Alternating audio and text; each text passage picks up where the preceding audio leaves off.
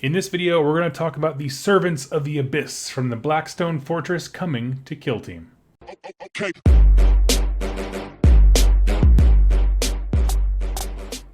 Welcome, Wargamers. My name is Doug with 2+ Stuff, and this last week I had a great time playing Kill Team with my friend Ben over in Monroe, Washington, and we got a chance to check out the new beta rules that came out for Blackstone Fortress models to be used in Kill Team. Now, of course, you can use many of the good guys, strong quotes on that one, for the heroes that you can play in the game. So like the rogue trader guy, the big robot that has actually an AI intelligence, that kind of stuff. The thing is that they're more for commanders, the expansion for Kill Team, because they have profiles that increase over time. They're very expensive point-wise. So that's kind of like the corner case they get used in. However, the Servants of the Abyss is all of the Chaos forces in the set. And the only one that they have that same commander issue with is the Chaos Lord with the hammer. Obsidius, I think is his name, something like that. I didn't use him, but I wanted to talk about my experience with the rest of the faction, the vast bulk of models. Now, if you are the owner of Blackstone Fortress, I will tell you, they give you enough Chaos Force stuff between the 4 Negev Cultists, 2 Rogue Psychers, 4 Beastmen, and I think 14 Trader Guardsmen. That is actually a beefy roster with which to build several different kinds of kill teams. And so I'm going to share my list, my experience, and we're going to go through the profiles here in kind of the PDF thing. I'm going to talk about like how my experiences matched up with those stats. Running through my list briefly, I took 4 Trader Guardsmen, 2 of them had flamers. I took 2 Beastmen, 4 Negev Cultists, and 1 of the Rogue Psychers. For my specialist, I took Zealot and the Combat Specialist on the Beastmen respectively, and then 1 of those flamers had the Demolitions Expert, or specialism, so that made him pretty effective with that flamer. For our scenario, we chose Disrupt Supply Lines, which pretty simply put, you have an attacker and a defender. The defender puts down 3 objective markers, and it's basically we're fighting over control of those. If I don't have more points than if it's a tie, the defender wins. I have a stratagem as the attacker to destroy, if I'm near it, use a command point to destroy an objective, which basically is, my goal is not to destroy them, it's to capture them, but I can destroy them if I think my enemy is going to retake them, so I can eliminate their way of getting more points. So that's kind of the idea. So really we're fighting over those things which are in the defender territory. Defender territory is much bigger than the attackers, so model placement really does matter. And the idea is just to be as offensive as possible if you're the attacker and kind of guard and safeguard those specific objectives. There's 3 of them if you're the defender. Well, I played against my good friend Ben, and he was the defender taking a Militarum Tempestus list. So he had 8 models, I believe, and I don't remember his list exactly. I think he had several, like, he had a plasma gun, he had a sniper, he had a comms guy, and then I remember there being a flamer on the right side. I'll throw some pictures up here as I recall to do so. And so basically my theory was pretty simple. I'm looking at the profiles for some of these models, and my brain starts to percolate an idea. I throw my 4 Negev Cultists on the right flank, my 2 Beastmen, who are 2 of my specialists, on the left, and the idea is I'm going to just bum rush with those because they're all melee stuff. And then up the center, I'm going to have all of my my Psyker and the Trader Guardsmen laying fire down to kind of soften the enemy up so that when the melee elements get in, they can do some damage. And so basically going through the game very briefly, what happened was exactly that. It went pretty darn well for me. First of all, I'm just going to throw it out there. We'll talk about why later. Negev Cultists are amazing. Take all of them. There's no max on them. That's probably going to change when the beta ends. And it kind of needs to. We'll get to that in a little bit. Negev Cultists go up the right. They wipe out any Tempestus, not Marines, but Tempestus over there. The Beastmen get nuked basically turn 1, which was expected. I thought one of the flanks was going to die. And basically the Guardsmen moved to the center objective and just kind of camped out on it, making sure that Ben didn't want to be near it. And that was really how it went down. This is also my first time using a Psyker. There's not many factions that have a Psyker when you're not playing commanders, and they are good. They are really good. The game came to pretty much a standstill on turn 3 when actually both of our forces broke. We both failed our nerve tests around, and how it panned out was I was sitting on 2 of the 3 objectives. Ben was not on the 3rd, and because my models failed their nerve test, they don't count as capturing objectives, and so I was there controlling everything. I kicked his teeth in, pushed him back. He had 2 dudes out of his 8 left, and I lost the game because in a tie, the defender is the winner. And so because of that, that's how it went down. So he won on scenario. We both agreed that if it went any other way, he would have been absolutely wiped off the map. But here's the thing, it's a narrative game, and that was the mission, it was the objective. He did awesome. It was a super fun experience. How I explained it to another player who was playing something else nearby is that, like, basically I was a school bully and I shoved Ben into a locker, but I didn't understand that he was trying to defend that locker anyway, so it worked out for him. But all in all, I had a great time, and I got some, more importantly, to relevant be with this, I got some experience with mostly, I think, everything except for the Black Legionnaires troop type that you get in Blackstone Fortress. And so what we're going to do is transition over to looking at the War Scrolls and talk about them now. Here we are on the PDF, which I'll leave a link to down below if you're curious about learning about the Blackstone Fortress models in Kill Team. And it just makes it very clear these are beta rules, subject to change, and I do think there will be changes. I will certainly be putting in my feedback to this email address here. Highly suggest you do. Oh my gosh, didn't realize that was a link. Oh god, okay. Anyway, moving down here, we have it puts first the good, quote unquote, guys, and I don't have a whole lot to say on these. Like I said, most of them, but not all of them, are commanders. Like, for example, the sniper team of Rain and Rouse, they're actually, I think, like 18 points together, and so that's super reasonable. You can definitely put that in a kill team. They don't advance, they don't get better at anything, so look for that. But we're going to focus on the Servants of the Abyss, and right up front we get 4 unique tactics for them. First one here is very familiar for some of you, Veterans of the Long War. Use this tactic when a Heretic Astartes model from your kill team is chosen to attack in the shooting or fight phase. You can add 1 to wound rolls for that model's attacks that target Imperium models until the end of the phase. Now here's the thing, not always useful, but it can be when you absolutely need it. The fact that it adds 2 wound rolls instead of hit rolls is kind of a bummer because hitting is the problem in kill team when it comes to shooting. But if you're in melee combat, that's super great. Again, Imperium situational, but I feel like half the armies are Imperium. Expendable minions on the top right there. Use the tactic. This is actually super important, so pay attention. Use this tactic when a Heretic Astartes, you have 2 of them in the Blackstone Fortress set, model from your kill team is picked as the target of a shooting attack. Pick a Servants of the Abyss model, excluding Heretic Astartes models, from your kill team that is within 1 inch of that model. These attacks are resolved against that guy instead. So how that works out is, if you have literally anything but a Black Legionnaire next to one, they can take the hit for you. And we're going to talk about why you would want to do that here in just a minute, because it's very important. Bottom left here is Blackstone Trinket. Servants of the Abyss tactic. Use this tactic when enemy Psyker manifests a psychic power within 6 inches of a Servant of the Abyss model from your kill team. Roll a d6. On a 4-up, that psychic power has no effect. So it is a 50% of the time just absolute unbind of any kind of magic whatsoever. I'm not a huge fan of spending 2 command points on a thing you have to roll a dice for. However, if you're getting your teeth kicked in by a Psyker, like I kicked in Ben's with my Psyker shooting at mortal wounds, I get it. It's situational, even more situational than the Veterans of the Long War, but it's there if you need it. Whatever. Fully charged is, I think, the most important tactic in this set. Use this tactic at the start of the shooting phase. Pick 2 Negev Cultists, who I have a lot to talk about on, models from your kill team that are within 1 inch of each other. Add 1 to the invulnerable saves made for these models until the end of the battle round. Super neat. Going down here, we have Obsidious Malix, who is the Chaos Lord. Too many points for a basic kill team game or a roster, but I do want to try him at once because he looks super cool. Moving into the basic Trader Guardsman, not a lot to talk about here because they really are basic Guardsmen. There's nothing fancy about them. 5-up save. You can get a Gunner who has a Flamer. Basically, they're 5 points each. If you take a Flamer, they go up to 8.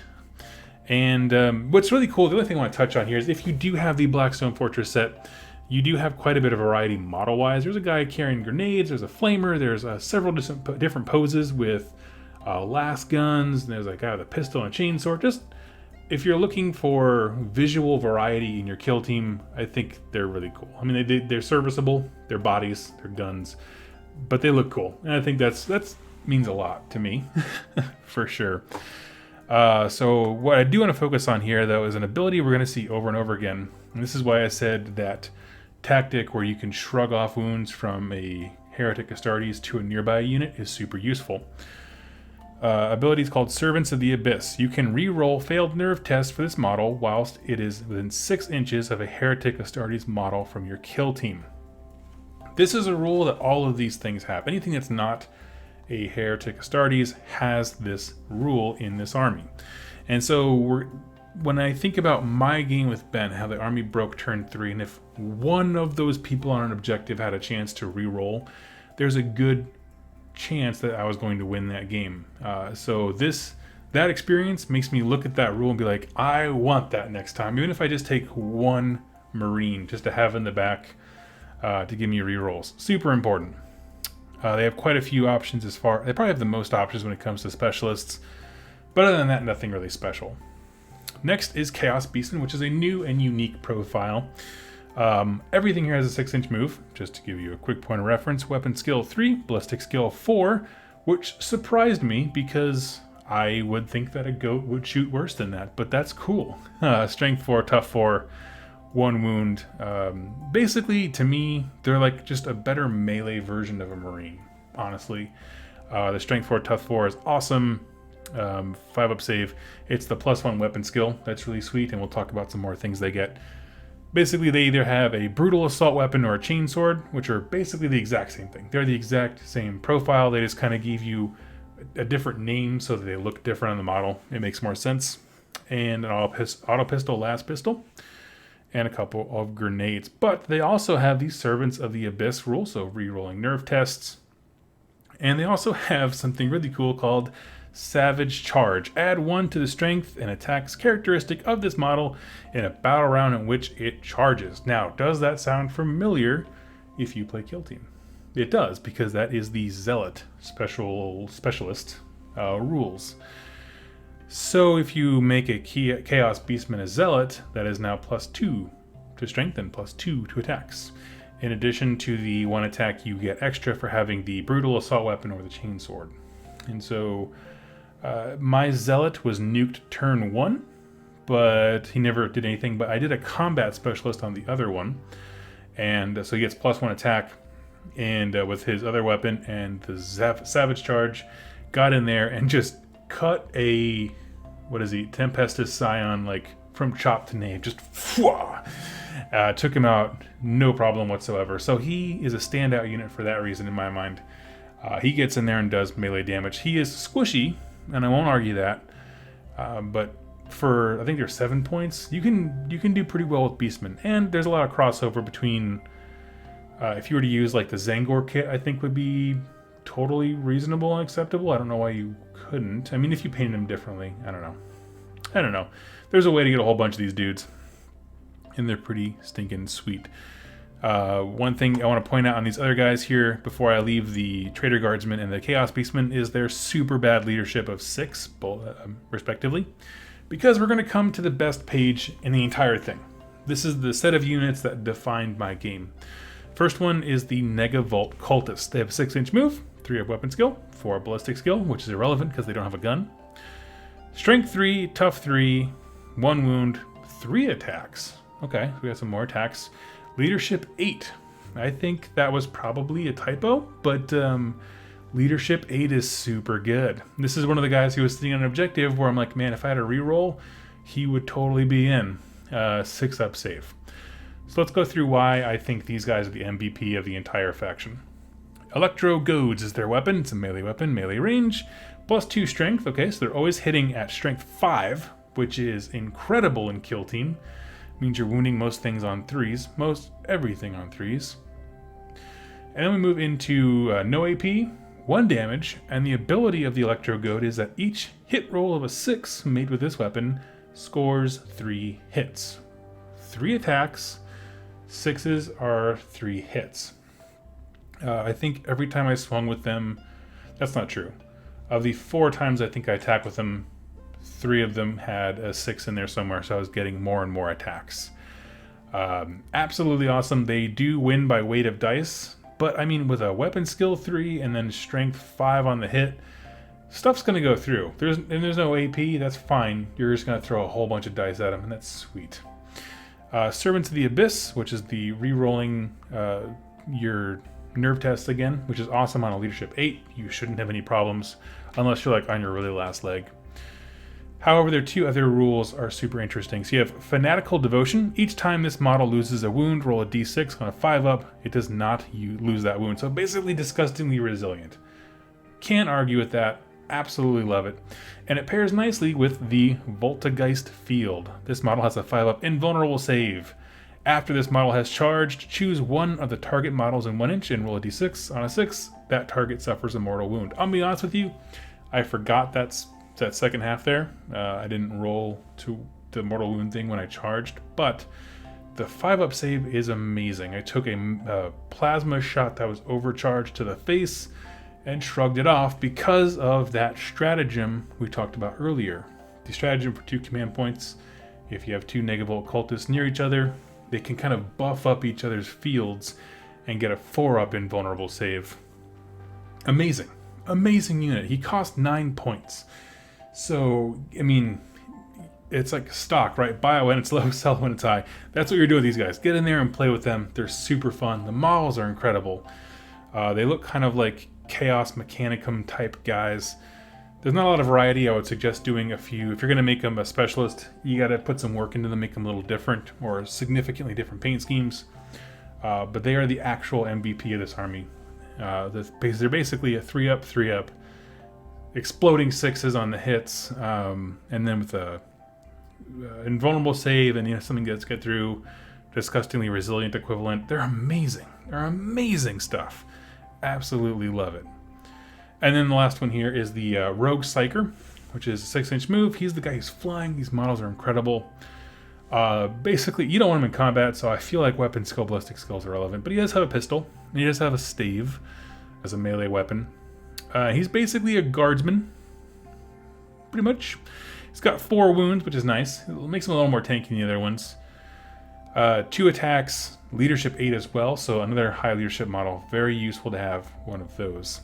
He also has Servants of the Abyss, and Unrestrained Power is his second ability. You can reroll any dice rolls of 1 when taking a psychic test for this model. However, this model suffers from Perils of the Warp on any psychic test roll of a double, not just 1s or 6s. I'll be honest, I forgot about this ability during my game, and I rolled double 1s, and I spent a command point to reroll it. I didn't have to. I could have naturally rerolled the 1s. But absolutely awesome. He just knows the Cybolt power, which is great. That's all he needs to do. I made him my leader, and it basically has had him kind of hover in the back and snipe people with mortal wounds throughout the game. And he didn't do much more than that, but he didn't really have to because I was putting so much pressure with everything else going forward. And the last entry here is the Black Legionnaire, which I'm not going to talk about too much because it really is a copy-paste of Chaos Space Marines, basically. Let's see, looking here. Death of the False Emperor, Transhuman Physiology. Maybe that one's not in there. No one. Ignore the penalty to this model's hit rolls from 1 flesh wound it has suffered. So, makes them pretty great. They do have a lot of specialist options. Leader, Combat, Sniper, Veteran, Zealot.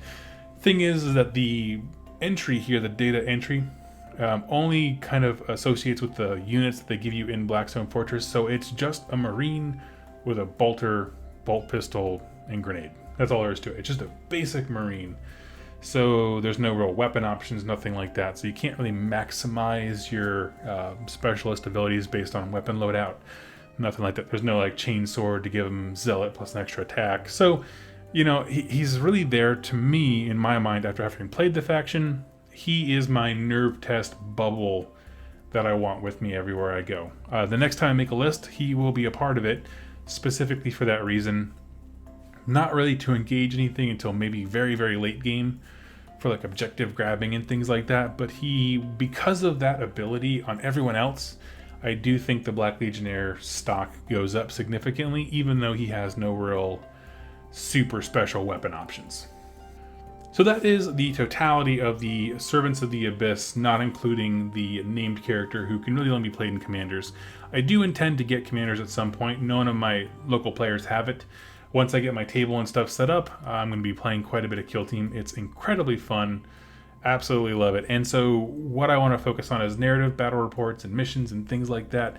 And these guys just fit in absolutely well with that. I'm going to tell you, as far as the beta stuff goes, from feedback that I'm going to send to GW, Negev Cultists are dirt cheap. We're actually going to take a look at the points here. I forgot that we're going to be up here in the top right. Black Legionnaires are 12 points each. Beastmen are 7. The Negev Cultists are 9.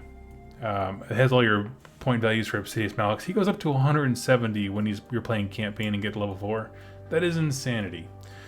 Rogue Psychers are 20, which is hefty, but I feel like, I don't know, everything else in this army is so stinking cheap. I feel like it was okay. It was really okay. Trader Guardsmen are 5, and then the only gun that costs money is the addition of the Flamer, which costs an extra 3. So Flamer troops are 8 points, and so that's the only reason that's there. I do want to take a moment to talk about the good guy heroes, the explorers, I guess you can call them, for Kill Team that you can take in not commanders, which are basically Pious Vorn, which I believe is like the zealot lady with a huge flamer, I think. Rouse and Rain, they come as a package deal. They're 18 points total. You have to take both of them. One's 10, one's 8. I don't know why they're pointed separately if they're one dead entry or one scroll entry. And then the robot UR025 is 30 points, which is totally reasonable because he's just tanky. He doesn't do a whole lot, but he's tanky. As far as closing out thoughts on the faction, what I'm going to say to GW is Negev Cultists are probably underpriced.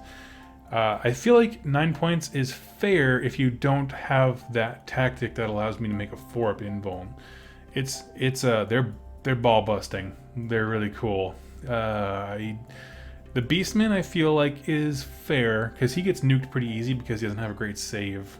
But he is a good alternative if you're looking at melee output to the Black Legionnaire. He's not nearly as good in melee as the Negev Cultist. In fact, nothing else is. Rogue Psyker, I think 20 points is probably fair. I'm not sure. So here's the thing, like if one thing we'll see on these data cards or with that is that nothing has a max on it. The only thing that has a max is the named character because he's a named character. So I think if you just balance, say, the Negev Cultist by saying max 4, that's fine. You don't play with points, just make them max 4. Because you could reasonably take a full list of these guys and it would be actually pretty good. It'd be a solid melee list. I don't know. I would play it. I think it would be a great time. I think it's because of the exploding 6s, the number of attacks you would get, I think, would make it at least an interesting challenge to like a Gene Stealer list. Maybe not, but I don't know. I think it's definitely worth it. When you come in at strength 5, I think that's pretty darn sweet.